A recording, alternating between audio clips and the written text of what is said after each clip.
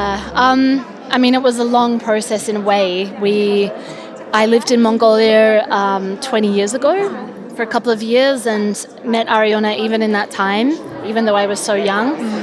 And then I was visiting over the years, and at some point we started conversations of what it would look like if we engaged on a film project together. I had been meeting with some of the herding families that I'd lived with and finding that they weren't in the countryside anymore, they were in the city.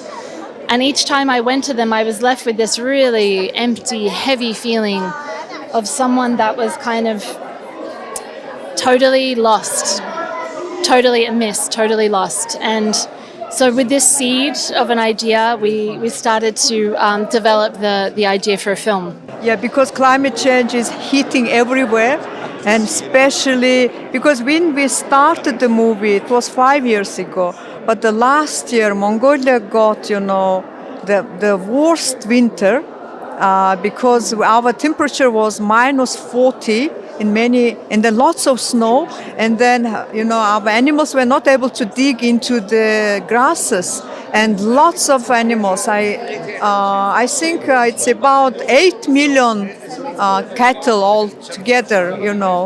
We lost them. Yeah, so it's in that regards. Lots of people move to city to survive.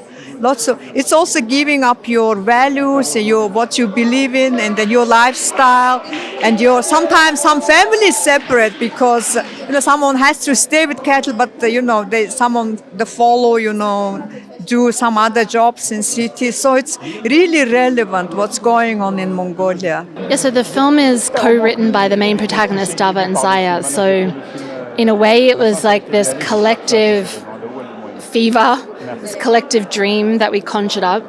The first time I met Dava, he had told me, the night before he had been not able to sleep because he kept hearing the sounds of his horse. And in the morning, his wife was like, I mean, that's crazy that the horse isn't here. The horse can't arrive from thousands and thousands of kilometers away.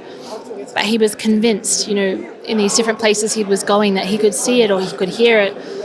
So this kind of haunting for me was very profound. It was kind of like the grief had found this physicality in these images. And so, yeah, in this kind of dance of how we co-wrote the film together, we kind of came up with this idea that was very improvised and very spontaneous, and really we didn't know exactly what was going to happen, and in a way it is the perfect ending, in that it's so open and so multifaceted. It's got a lot of ways that you could read it. So yeah, I don't even know if there are climate deniers anymore, really. I think yeah, that's true. But I think for me, the film, when it showed in Mongolia, somebody from the UN who worked at the UN was really teared up and came and spoke to us and said, I spend all my days working on desertification, but it's the first time in a long time that I really remember it in my body. So I think it's like a process of remembering what we have and what we're set to lose, and finding a way to create a mythology around it, because climate change, for all these biggest things that have happened in the history of humanity, we've had mythology to describe it and lead the way. So we need to kind of create a new mythology ourselves, and as filmmakers, create images that can be that new mythology.